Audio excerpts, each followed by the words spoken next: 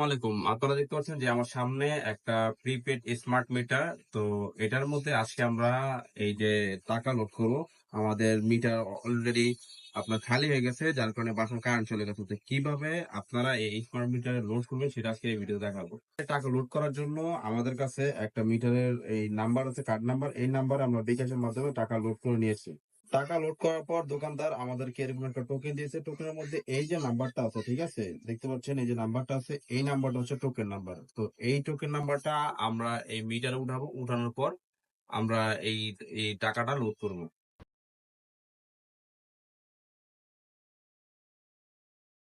তো আমাদের কিন্তু মিটার নাম্বার উঠানো হয়ে গেছে।